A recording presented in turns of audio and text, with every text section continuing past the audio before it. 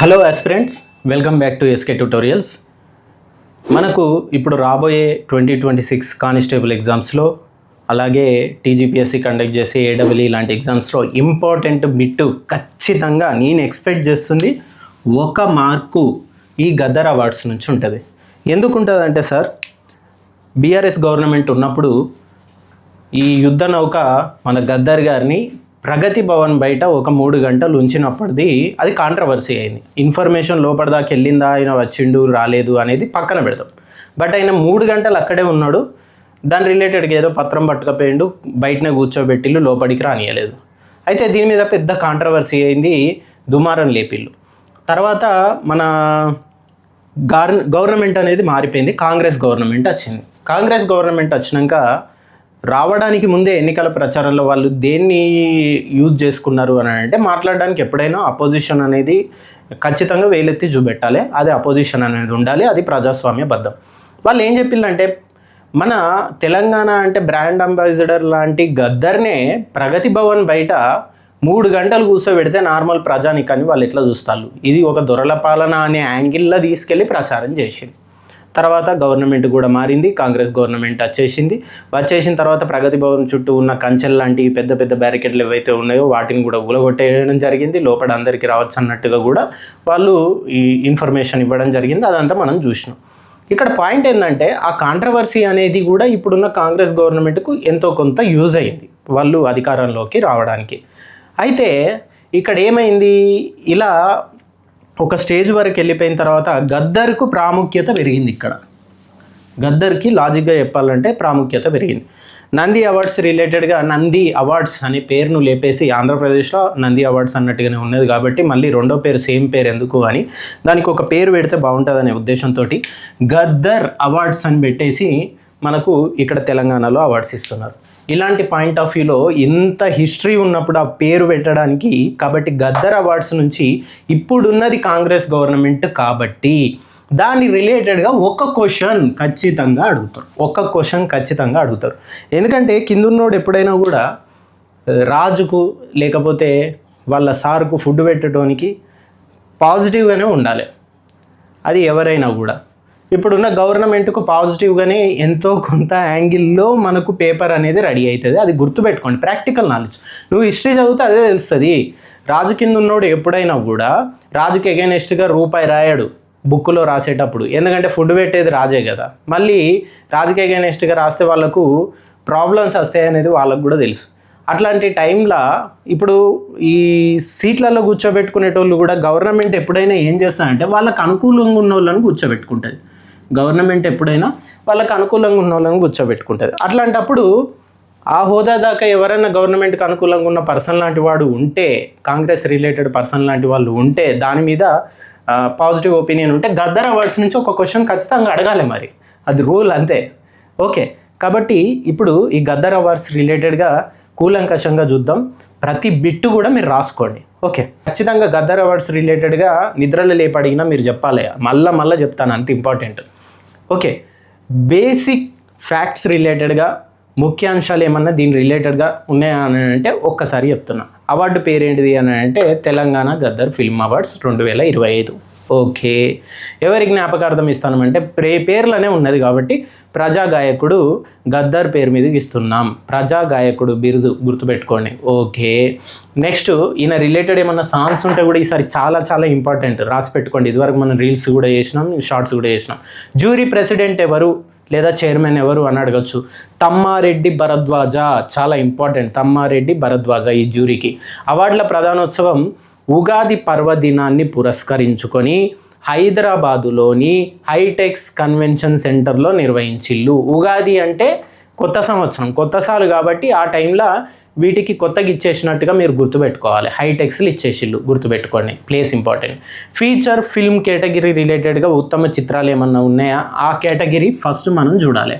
Okay, first category ఉత్తమ సినిమాలు. దాంట్లో వాటి సీక్వెన్స్ అడిగే ఛాన్స్ ఉంటుంది. అంటే ఫస్ట్ ఏంటిది ఉత్తమ చిత్రం, సెకండ్, థర్డ్ ఇట్లా ఏమన్నా ఉంటే వాటి సీక్వెన్స్ అడుగుతారు. మొదటి ఉత్తమ చిత్రం బెస్ట్ ఫీచర్ ఫిల్మ్ రాజు వెడ్స్ రాంబాయి. ఈ చిన్న సినిమా పెద్ద విజయాన్ని సాధించి ఉత్తమ చిత్రంగా నిలిచింది. అది రీల్స్లో కూడా ట్రెండ్ అయింది. రాంబాయి నీ మీద నాకు మనసాయనే సాంగ్ కూడా మస్తు ట్రెండ్ అయింది, రీల్స్ కూడా పుష్కలంగా ఉన్నాయి. రెండవ ఉత్తమ చిత్రం ఏంటిది అంటే దండోరా. రెండవ ఉత్తమ చిత్రం దండోరా. ఫస్ట్ది రాజు వెడ్స్ రాంబాయి, కళ్ళు మూసుకొని గుర్తుంచుకోవాల్సిందే. మూడవ ఉత్తమ చిత్రం ఏంటిదంటే the great pre wedding show. ఇది సూపర్ ఉంటుంది, కామెడీ చాలా బాగుంటుంది. ఈ 3 సీక్వెన్స్లో గుర్తుంచుకోండి. సెకండ్ దండోరా, the great pre wedding show, మూడోది. సినిమా చూడండి కుదిరితే, టైం దొరికితే. అట్లనే ఈ ఉత్తమ డెబ్యూ ఫిలిం ఏదన్నా ఉందంటే లిటిల్ హార్ట్స్, ఈటీవీ విన్లో ఉన్నది, అందరూ చూసే ఉంటారు. కత్యాయిని నన్నులో చేవే. ఓకే. ఉత్తమ ప్రజాదరణ పొందిన చిత్రం ఏమన్నా ఉందా అని అంటే బెస్ట్ హోల్స్కమ్ ఎంటర్టైన్మెంట్ రిలేటెడ్గా చూస్తే సంక్రాంతికి వస్తున్నాం. ఓకేనా. అట్లనే జాతీయ సమగ్రత చిత్రం ఏమన్నా ఉంది అని అంటే జాతీయ సమగ్రత ఓల్ కంట్రీ రిలేటెడ్గా అట్లా నేషనల్ ఇంటెగ్రేషన్ ఫిల్మ్ ఏదైనా ఉందంటే తండేల్ రిలేటెడ్గా ఉంది. అక్కడ కూడా అంతే కదా, ఎక్కడో పోయి కంట్రీలో ఇరుక్కోవడం, వాళ్ళని తీసుకురావడం. దీని మీద ఆ మధ్యలో జగన్ అన్న రిలేటెడ్ కూడా ఏదో కాంట్రవర్సీలు చేసిళ్ళు, అప్పుడు అయినా తీసుకొస్తే ఇప్పుడు ఈయన పేరు వచ్చిందని. నటీనటులు, సాంకేతిక నిపుణులు, వాటి రిలేటెడ్గా యాక్టర్స్, టెక్నీషియన్స్ ఏమన్నా ఉన్నాయా అని అంటే ఇక్కడ నుంచి కూడా ఒక బిట్ అడిగే ఛాన్స్ ఉంటుంది. ఉత్తమ నటుడు ఎవరు, లేకపోతే ఉత్తమ నటి ఎవరు, లేకపోతే డైరెక్టర్ ఎవరు, ఉత్తమ నటుడు, ఇలాంటి వాటి మీద డైరెక్ట్ బిట్స్ అయితే అడుగుతారు. ఓకేనా. డైరెక్టర్ అనేది మనం తర్వాత వస్తుంది చూడండి. ఉత్తమ నటుడు best leading actor Naga Chaitanya Thandel సినిమాకు గాను వచ్చింది. ఇక్కడ మీరు గుర్తుపెట్టుకోవాల్సింది ఏంటి అని అంటే దీన్ని ఏమంటాం, రాచరికం. మన బ్లడ్లో, మనం ప్రజాస్వామిక కంట్రీ అయినా కూడా ఇప్పటికీ మన బ్లడ్లో రాచరికం అనేది ఉంటుంది. అంటే మనం ఎప్పుడైనా కూడా ఒకరికి పాజిటివ్గా, అంటే ఇప్పుడు కేసీఆర్ ఉన్నాడు, ఆటోమేటిక్గా మనం కేటీఆర్కు ఫ్యాన్స్ అయినాం. ఓకే. బట్ ఎక్కడి వరకు, ఇప్పుడు చిరంజీవి ఉన్నాడు, రామ్ చరణ్కు ఫ్యాన్స్ అయినాం. ఓకే. బాలేబాబు కావచ్చు, ఎన్టీఆర్ కావచ్చు, వీళ్ళకి రిలేటెడ్గా ఫ్యాన్స్, సీనియర్ ఎన్టీఆర్ నుంచి. అయితే ఇక్కడ మీరు గుర్తుపెట్టుకోవాల్సింది ఏంటంటే వీటిలలో ఈ ఆపర్చునిటీ అనేది తల్లి లేకపోతే తండ్రి లేకపోతే వాళ్ళ తాత ముత్తాతలు పాపులర్ అయితే ఆ రంగంలో వాళ్ళకి ఆపర్చునిటీ అనేది తొందరగా వస్తుంది, ఈజీగా వస్తుంది. కానీ నిలబెట్టుకోవడం కష్టం. ఆపర్చునిటీ ఈజీగానే వస్తుంది, టాలెంట్ లేకపోతే నిలబెట్టుకోవడం కష్టం, గుర్తుపెట్టుకోండి. ఇప్పుడు కేసీఆర్ ఉన్నాడు, కేటీఆర్ నిలబెట్టుకోగలిగాడు. కానీ చంద్రబాబు నాయుడు గారి కొడుకు అంత ఈజీగా నిలదొక్కుకోలేకపోయాడు. కొన్ని సంవత్సరాలు పట్టింది ఆయనకు ఒక మంచి పేరు రావడానికి. అప్పట్లో ఆయన పెద్ద కాంట్రవర్సీ టాపిక్లో కూడా పాపం ఏదో అంటూ కూడా తిట్టేవాళ్ళు. కానీ ఆపర్చునిటీ అనేది ఈజీగా వస్తుంది, ఎందుకంటే ఆ రిలేటెడ్ రంగంలో వాళ్ళు ఆల్రెడీ స్థిరపడిపోయిన కుటుంబ నేపథ్యం ఉన్నది కాబట్టి. దాన్ని నిలబెట్టుకోవడం కష్టం, గుర్తుపెట్టుకోండి. ఎప్పుడైనా ఆపర్చునిటీ రావడం వేరే, దాన్ని నిలబెట్టుకోవడం అనేది అంత ఈజీ కాదు. ఓకే. అయితే ఈ ఉత్తమ నటుడు తండేల్ సినిమాకు గాను నాగ చైతన్యకి వచ్చింది చాలా సంవత్సరాలు. ఉత్తమ నటి best leading actress Rashmika Mandanna the girlfriend సినిమాకి వచ్చింది. సూపర్ చేసింది అబ్బా, యాక్టింగ్ అయితే. భయపడిన సీన్లు, ఆమె ఇచ్చే ఎక్స్ప్రెషన్స్ అయితే చాలా చాలా బాగుంటాయి. ఓకే. అట్లనే ఉత్తమ దర్శకుడు, ఇది కూడా మన ఈ గర్ల్ ఫ్రెండ్ సినిమా రిలేటెడ్గా కూడా అందులో కొన్ని సీన్స్ ఇట్లా నేను భయపడా అని హీరోయిన్ ఇట్లా చున్నీ తీసేసి క్లైమాక్స్లో ఫైనల్లో ఉంటుంది. దాన్ని తప్పుదో పట్టించేసి కొంతమంది డైరెక్టర్ కూడా వెళ్ళి సినిమాల ప్రమోషన్స్ రిలేటెడ్ చేస్తే ఇప్పుడు నాకు ధైర్యం వచ్చిందని తీసేసి, ఏంది అసలు ఆ కాన్సెప్ట్ హోల్సమ్ సినిమా రిలేటెడ్ ఫైనల్లో చెప్పే జస్టిఫికేషన్ వేరు, వీళ్ళు అర్థం చేసుకున్నది వేరు. ఏం అర్థం చేసుకుంటారో ఏమో. ఓకే. ఆ కాంట్రవర్సీ పక్కకు పెట్టేస్తే అందులో యాక్టింగ్ మాత్రం మీరగా తీసేసింది రష్మిక మందన. ఓకేనా. ఉత్తమ నటి రిలేటెడ్గా Rashmika Mandanna girlfriend movie అస్సలు మర్చిపోకండి. అట్లనే బెస్ట్ డైరెక్టర్ ఎవరు అని అంటే సాయిలు కంపాటి, రాజు వెడ్స్ రాంబాయి. ఎడం చేయి ఇట్లా జేబులో పెట్టుకొని అన్న అనుకుంటా తిరుగుతాడు, కానీ ఎంత నైస్ పర్సన్, మట్టిలో మాణిక్యమైన. అయితే ఉత్తమ సహాయ నటుడు శివాజీ దండోరా. మళ్ళీ ఇక్కడ కూడా సీక్వెన్స్లో దండోరా సినిమాకు ఒక టచ్ వచ్చింది. ఉత్తమ డైరెక్టర్ కూడా సాయిలు, మళ్ళీ ఫస్ట్ సినిమా రాజు వెడ్స్ రాంబాయి. ఉత్తమ సహాయ నటి ఎవరు అని అంటే భూమికా చావ్లా, యూఫోరియా. ఇది డ్రామా సినిమా, కొంచెం చాలా బాగుందట, రీసెంట్గా ఒకసారి చూడాలి నేను కూడా. యూఫోరియా రిలేటెడ్గా సహాయ నటి భూమికా చావ్లాకి వచ్చింది. భూమిక. ఉత్తమ సంగీత దర్శకుడు ఎవరంటే మార్క్స్ కే రూబిన్, మళ్ళా దండోరా సినిమాకే. ఓకేనా.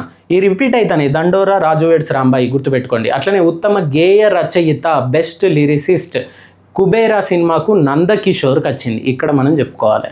ఈ సాంగ్ నాకు చాలా బాగా ఇష్టం.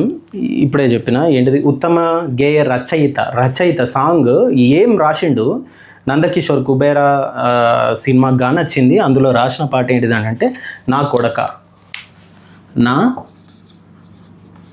కొడక ఈ తెలంగాణ రిలేటెడ్గా నా కొడక అంటే తిట్టులాగా ఉంటుంది. ఆ లిరిసిస్ట్ రాసిన విధానంలో అయ్యో నా కొడక అన్నట్టుగా సింపతి క్రియేట్ చేసినట్టుగా ఉంటుంది. వాళ్ళ అమ్మ చనిపోతే చిన్నప్పుడే ఆయన బతకాల్సింది ఎట్లా బతకాలి అనేది వాళ్ళ అమ్మ గైడెన్స్ ఇస్తానట్టు ధనుష్ని ఆ సాంగ్ రాసిండు. దాంట్లో ఒక లైన్ చదువుతా వినండి. మనిషికి మనిషే దూరమురా, ఇది మాయాలోకపు ధర్మమురా, బడిలో చెప్పని పాఠం ఇదిరా, బతికి నేర్చుకో నా కొడకా. ఎంత బాగా రాశాడు. సాంగ్ మొత్తం సూపర్ ఉంటుంది. యాక్చువల్గా పిల్లలు కొంచెం సైలెంట్గా ఉండాలి అని అంటే కొన్ని డీజే సాంగ్స్ అట్లాంటివి పెడతాం. మా వాడు బుడ్డోనికి ఇప్పుడు 1.5 year క్రాస్ అయినాయి. వాడు 8 months 9 months ఉన్న టైంలో సైలెంట్గా ఉండడానికి నా కొడక సాంగ్ పెట్టేది కుబేరా సినిమాలోది అనుకుంటా. అంతే 1 year తర్వాత ఆ టైంలోనే అనుకుంటా ఈ సాంగ్ పెడితే సైలెంట్గా యూట్యూబ్లో చూసుకుంటూ ఉండేది. వానికి ఏం అర్థమైందో ఏమో తెలియదు కానీ ఆ మ్యూజిక్ రిలేటెడ్గా అట్రాక్ట్ అయినట్టున్నాడు కానీ ఆ సింగర్ రిలేటెడ్గా.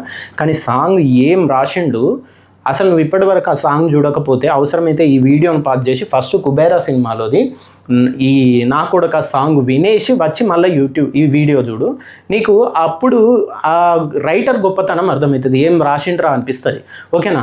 అందుకే కంపల్సరీ ఇంపార్టెంట్ నా కొడక అనేది కూడా పదం రిలేటెడ్ తెలంగాణ యాస రిలేటెడ్గా ఉన్నది కాబట్టి ఖచ్చితంగా గుర్తుపెట్టుకోండి. ఉత్తమ గేయ రచయిత బెస్ట్ లిరిసిస్ట్ శ్రీ నందకిషోర్ కుబేరా మూవీకి వచ్చింది. నందకిషోర్ ఎవడో ఒకడు మీ దోస్తు ఉంటాడు కదా, వాడిని గుర్తు తెచ్చుకోండి. నందకిషోర్ నందకిషోర్ అట్లా నన్ను గుర్తుపెట్టుకోండి కానీ పేరు మర్చిపోకండి నందకిషోర్.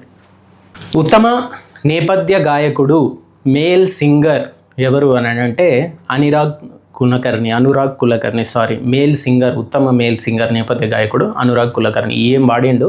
రాజు వెడ్స్ రాంబాయిలోదే రాంబాయి నీ మీద నాకు మనసాయని పాట పాడింది ఈయన అనురాగ్ కులకర్ణి. ఒకసారి వెళ్ళి యూట్యూబ్లో పాడేది కూడా రికార్డ్ చేసింది ఉన్నది బ్యాక్గ్రౌండ్లోది, అది కూడా చూడు. ఆయన ఫేస్ గుర్తుంటుంది నీకు. అనురాగ్ కులకర్ణి చాలా బాగా పాడిండు పర్సన్. ఉత్తమ నేపథ్య గాయని ఎవరు అని అంటే సాహితీ చాగంటి కన్నప్పలోని సగమై చేరి అనే పాట ఉంటుంది. ఆ పాట రిలేటెడ్గా వచ్చింది. ఈమె వాయిస్ అసలు మస్తు స్వీట్గా ఉంటుంది, కూల్గా ఉంటుంది.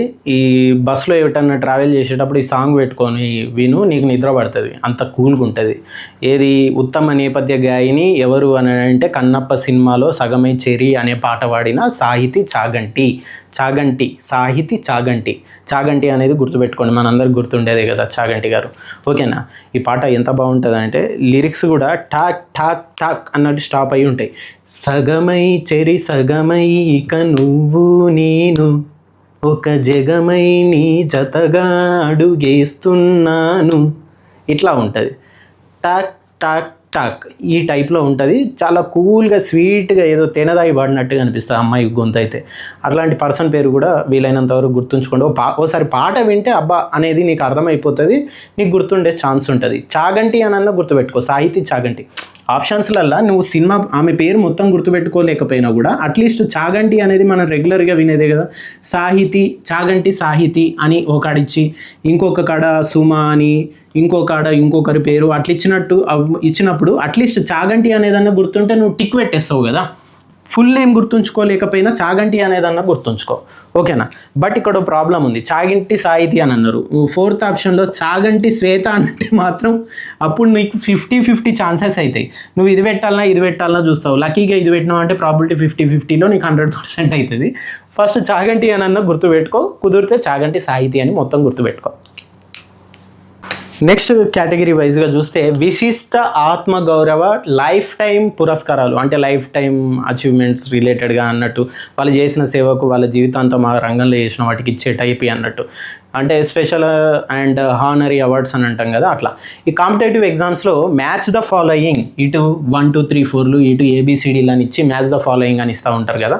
ఆ టైప్లో ఇక్కడ నుంచి బిట్టుపడే ఛాన్స్ ఉంటుంది కాబట్టి ఈ టైప్ ఇవి గుర్తుపెట్టుకోండి. ఎట్లా అడుగుతారు అని అంటే ఇటు ఇవి వచ్చినాయి, వాళ్ళు మ్యాచ్ ద ఫాలోయింగ్లో ఇటు సైడ్కి ఇచ్చేస్తూ ఉంటారు కాబట్టి జాగ్రత్తగా దీన్ని కూడా నోట్ చేసుకోండి. NTR జాతీయ పురస్కారం ఎన్టీఆర్ జాతీయ పురస్కారం ఇది ఎవరికి వచ్చింది అని అంటే మెగాస్టార్ చిరంజీవికి వచ్చింది. మెగాస్టార్ చిరంజీవికి వచ్చింది. పైడి జయరాజ్ అవార్డు కమల్ హాసన్. పైడి జయరాజ్ అవార్డు కమల్ హాసన్. ఎన్టీఆర్ లెవెల్ తర్వాత జనరేషన్లో చిరంజీవి ఉన్నాడు కాబట్టి ఈజీగా గుర్తుంచుకుంటారు సమూహ జిల్లాగా. పైడి జయరాజ్ అవార్డు ఇది ఎవరికి వచ్చింది అని అంటే కమల్ హాసన్కి వచ్చింది. పైడి జయరాజ్ అనే పర్సన్ ఎవరు అనేది గూగుల్ చేయండి మీకు తెలుస్తుంది. బిఎన్ రెడ్డి అవార్డు ఇది ఎవరికి వచ్చిందంటే సింగీతం శ్రీనివాసరావు గారికి వచ్చింది.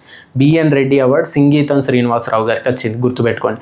అట్లనే నాగిరెడ్డి ఇది ఎవరికి వచ్చింది అని అంటే నాగిరెడ్డి చక్రపాణి అవార్డు అని అంటాం. ఇది సిహెచ్ అశ్విని దత్ గారికి వచ్చింది. అంటే వాళ్ళ కేటగిరీ రిలేటెడ్ వాళ్ళకి ఇస్తాను. నిర్మాత అయితే పాత నిర్మాత, అది ఇప్పటివరకు సినిమా రంగంలో ఉన్న ఓల్డ్ యాక్టర్స్, నిర్మాతలు, డైరెక్టర్లు, ఇప్పుడు ప్రజెంట్ ఉన్న వాళ్ళకు ఆ రంగం రిలేటెడ్గానే ఇస్తాను. కాంతారావు ఆర్ నారాయణమూర్తి. కాంతారావు కత్తి కాంతారావు ఆర్ నారాయణమూర్తి గారికి ఇచ్చిళ్ళు. ఇది ఇంపార్టెంట్, నారాయణమూర్తి కాబట్టి ఇంపార్టెంట్, గుర్తుపెట్టుకోండి. రఘుపతి వెంకయ్య అవార్డు ఎవరికి ఇచ్చిళ్ళు అంటే రమేష్ ప్రసాద్.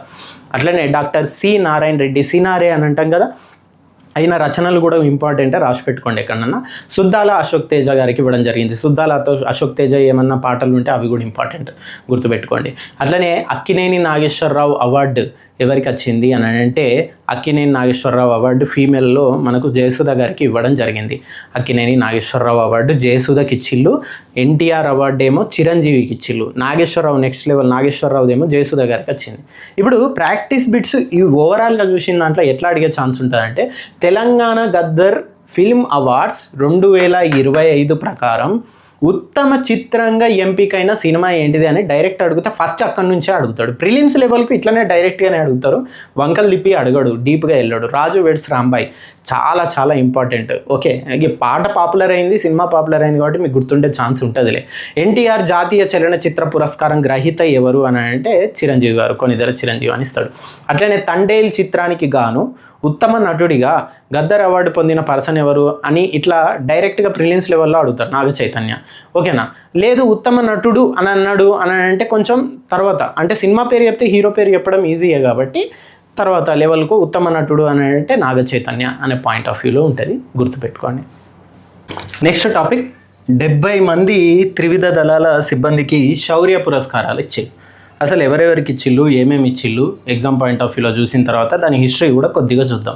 ఇవి ఎందుకు ఇంపార్టెంట్ అంటే సార్, ఆర్మీ రిలేటెడ్ ఏది ఉన్నా కూడా ముఖ్యంగా సైనికుల రిలేటెడ్ది ఇంపార్టెంట్. ఎందుకంటే పిల్లల్ని వదిలేసి మన కంట్రీ కోసం ఆడ ఫైట్ చేస్తారు కాబట్టి ఇంపార్టెన్స్ తెలిసినోడు దీని రిలేటెడ్గా ఖచ్చితంగా ఒక బిట్ అడుగుతాడు. ఈ క్వశ్చన్స్ ఎట్లుంటాయి అని అంటే నార్మల్గా ఈ పురస్కారాల రిలేటెడ్ జతపరచండి తరహాలో ఎక్కువ అడిగే ఛాన్స్ ఉంటుంది. కాబట్టి జాగ్రత్తగా నేను చెప్పే పాయింట్స్ అన్నీ కూడా నోట్ చేసుకోవడానికి ట్రై చేయండి. ఫస్ట్ మనం ఓవర్ వ్యూ చూద్దాం. అట్లనే దీంట్లో ఉన్న ఇంపార్టెంట్ అంశాలు ఏమైతే ఉంటాయో వాటి రిలేటెడ్గా చూద్దాం. మొత్తం పురస్కారాలు ఎట్లున్నాయంటే విధి నిర్వహణలో అత్యుత్తమ ధైర్య సాహసాలు ప్రదర్శించినటువంటి 70 మందికి ఈ త్రివిధ దళాల రిలేటెడ్గా రాష్ట్రపతి ద్రౌపది ముర్ము గారు శౌర్య పురస్కారాలను ప్రకటించడం జరిగింది. త్రివిధ దళాల అధిపతి ఎవరు అని అంటే రాష్ట్రపతి కదా, కాబట్టి రాష్ట్రపతి. ఇక్కడ బిట్ వచ్చింది చూసిల్లా, త్రివిధ దళాల అధిపతి ఎవరంటే ప్రిలిమ్స్లో అడిగితే ఏం చెప్పాలి మీరు? రాష్ట్రపతి.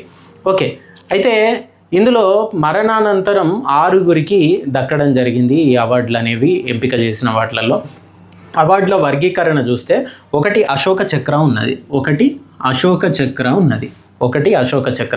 కీర్తి చక్రాలు ఉన్నాయి, 13 శౌర్య ఉన్నాయి, 13 ఏమున్నాయి? శౌర్య చక్రాలు ఉన్నాయి. అశోక చక్రాలు 1, కీర్తి చక్ర 3, శౌర్యం 13. సీక్వెన్స్లో చెప్పిన ఏది ఇంపార్టెంట్ అంటే ఫస్ట్ అశోక. ఇప్పుడు చెప్పిన వాటిల్లో అశోక చక్ర గ్రహీత ఎవరు?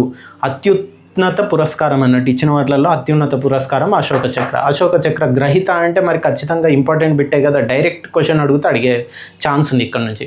భారత వ్యోమగామి గ్రూప్ కెప్టెన్ శుభాంశు శుక్లా శాంతి కాలంలో ఇచ్చే అత్యున్నత శౌర్య పురస్కారం ఏంటిది? అశోక చక్ర రిలేటెడ్ది ఆయనకి ఇవ్వడం జరిగింది. పేరు ఇంపార్టెంట్, శుభాంశు శుక్లా చాలా చాలా ఇంపార్టెంట్. ఆయనకు అశోక చక్ర వచ్చింది. అయితే ఎందుకు ఇచ్చిళ్ళు అంటే అంతర్జాతీయ అంతరిక్ష కేంద్రం ఏదైతే ఉందో ISS, అది ఆకాశంలో ఉంటుంది పైన, దాన్ని సందర్శించిన తొలి భారతీయ వ్యోమగామిగా ఈయన చరిత్ర సృష్టించిండు. సినిమాలలో ఉంటాయి కదా స్పేస్ షిప్ లాంటి, పైన ఏదో ఉంటుంది ఆకాశంలోనే తిరుగుతూ ఉంటాయి, దాని రిలేటెడ్ అంతర్జాతీయ దాన్ని ఈయన సందర్శించిండు కాబట్టి ఆయన అశోక చక్ర. మిషన్ వివరాలు చూస్తే 2025లో నిర్వహించిన యాక్సియం 4 మిషన్ పేరు కూడా ఇంపార్టెంటే, గుర్తుపెట్టుకోండి.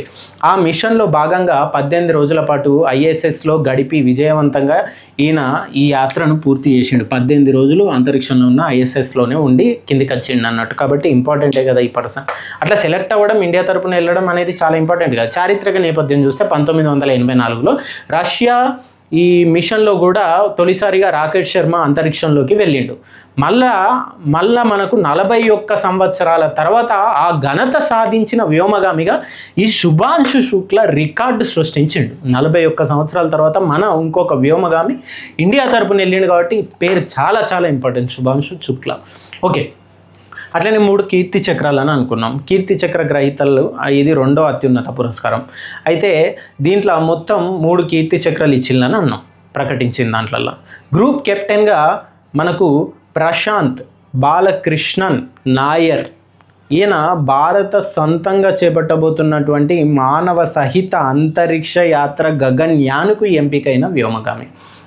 మన కంట్రీ నుంచి అంతరిక్షంలోకి మనుషుల్ని పంపుదాం అనుకున్న మిషన్ ఏంటిది, గగన్యాన్. దాంట్లో ఎంపికైన గ్రూప్ కెప్టెన్ ఈయన, లీడర్ అన్నట్టు TL ఆ టీంకి.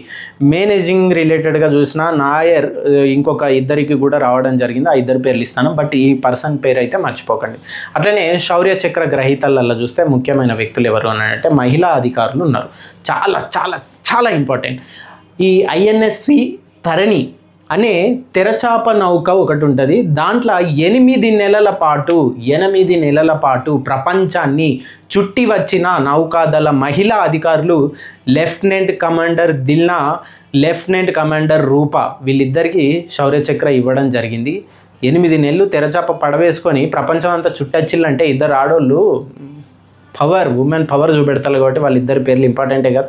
అట్లనే ఇంకా ఎవరన్నా ఉన్నారా అంటే కొన్ని పేర్లు ఉన్నాయి. లెఫ్టినెంట్ కర్నల్ ఆదిత్య శ్రీ కుమార్ అని, అంకుల్ బాల్తూ అని, అట్లనే శ్రీకాంత్ యాదవ్ అని, అట్లనే మేజర్ వివేక్ అని, ఇట్లా చాలా పేర్లు ఉన్నాయి. బట్ వీళ్ళిద్దరి పేర్లు అయితే అస్సలు మర్చిపోకండి, దిల్నాది అట్లనే రూపాది. అట్లనే శుభాంశు శుక్ల అశోక చక్ర రిలేటెడ్గా, కీర్తి చక్ర రిలేటెడ్ సుబ్రహ్మణ్యన్ పేరు, ఇవన్నీ చాలా చాలా ఇంపార్టెంట్. అందరి పేర్లు కంటే ఇంపార్టెంట్ పర్సన్ల పేర్లు ఎగ్జామ్లో అడుగుతారు. ఓకే, అట్లనే ఎగ్జామ్కి మనకు జీకే బ్యాక్గ్రౌండ్ రిలేటెడ్గా ఈ శౌర్య చక్ర రిలేటెడ్గా చూస్తే మీరు గుర్తుపెట్టుకోవాల్సిన ఏంటి అని అంటే, ఇప్పుడు హిస్టరీ చెప్తాను. డైరెక్ట్ కరెంట్ అఫైర్స్ మాత్రమే కాకుండా అప్పుడప్పుడు జీకే పాయింట్ ఆఫ్ వ్యూలో కూడా కొంచెం వెనక్కి వెళ్తాడు ఆ అవార్డు రిలేటెడ్గా. ప్రిలిమ్స్ లెవెల్లో ఇది ఆ పాయింట్ కూడా డైరెక్ట్ జీకే రిలేటెడ్గా అడగచ్చు, అవేర్నెస్ రిలేటెడ్గా. భారత్లో శౌర్య పురస్కారాలను 1952 జనవరి 4 నుంచి స్టార్ట్ చేసిళ్ళు. 1952 జనవరి 4 నుంచి స్టార్ట్ చేసిళ్ళు. 1947 ఆగస్టు 15 నుంచి వర్తించేలాగా అమల్లోకి తెచ్చినప్పటికీ 1952 జనవరి 4 నుంచి ప్రారంభించడం జరిగింది. ఈ వర్గీకరణ చూస్తే 2 రకాలు ఉంటాయి. ఈ వర్గీకరణ ఇంపార్టెంట్, డేట్ అనేది పక్కకు పెడితే వర్గీకరణ అనేది ఇంపార్టెంట్, మీకు ఖచ్చితంగా తెలిసి ఉండాలి. యుద్ధ సమయ పురస్కారాలు వార్ టైంలో ఇచ్చేటి ఉంటాయి, శాంతి కాలంలో ఇచ్చేటి ఉంటాయి. యుద్ధంలో ప్రదర్శించిన వాళ్ళకు ఒకటి, యుద్ధం ప్రతిసారి రాదు కదా, ఆ టైంలో వాళ్ళు ప్రదర్శించిన వాటికి ఒకటి. వార్ టైం గ్యాలంటరీ అవార్డ్స్ అని అంటాం. దాంట్లో ముఖ్యమైనవి పరమ వీర చక్ర, మహావీర చక్ర, వీర చక్ర, అన్నీ వీరాతోటి ఉంటాయి, గుర్తుపెట్టుకోండి. పరమవీర, మహావీర, వీర అని వచ్చిందంటే యుద్ధంలో ఇచ్చేటువంటివి. దాంట్లో పరమవీర, మహావీర, వీర కేటగిరీ తగ్గుతుంది చూడండి. ఓకే, అట్లా సీక్వెన్స్ చూడాలి. శాంతి సమయ పురస్కారాలు అంటే ఇప్పుడు ఇచ్చినవి అవే, శాంతి సమయంలో యుద్ధం లేదు కదా, ఈ టైంలో ఇచ్చేటివి పీస్ టైం గ్యాలంటరీ అవార్డ్స్ అని అంటాం. దాంట్లో అశోక చక్ర అని ఉంటుంది. అశోకుడు ఎవరు, శాంతి కోరుకున్నాడు కదా లాస్ట్కి వచ్చే వరకు, అందుకే ఆ చక్ర అశోక చక్ర రిలేటెడ్. అశోక చక్ర, కీర్తి చక్ర, శౌర్య చక్ర, ఇందులో శాంతి కాలంలో ఇచ్చే సీక్వెన్స్ ఇది. అందులో అయితే పరమవీర, మహావీర, వీర అది గుర్తుపెట్టుకోండి. వీర అంటే వార్, అశోక చక్రం రిలేటెడ్, అశోక చక్రం రిలేటెడ్ వస్తే శాంతి కాలంలో ఇచ్చేటివి. ఆయన శాంతి కోరుకున్నాడు కదా లాస్ట్కి వచ్చే వరకు. 1967 ముందు ఈ శాంతి సమయ అవార్డులను నార్మల్గా అశోక చక్ర క్లాస్ 1 అని, క్లాస్ 2 అని, క్లాస్ 3 అని పిలిచేటోళ్ళు. Class 1, class 2, class 3. తర్వాత అవి అశోక, కీర్తి, శౌర్య అని పేర్లు మార్చడం జరిగింది. ఓకేనా.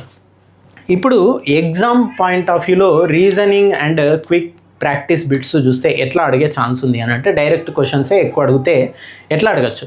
యాక్సియం 4 అని చెప్పిన మిషన్ ఎక్కడ ఐఎస్ఎస్కు వెళ్ళి అశోక చక్ర పురస్కారాన్ని పొందినటువంటి భారతీయ వ్యోమగామి అని చెప్పిన, ఓకేనా.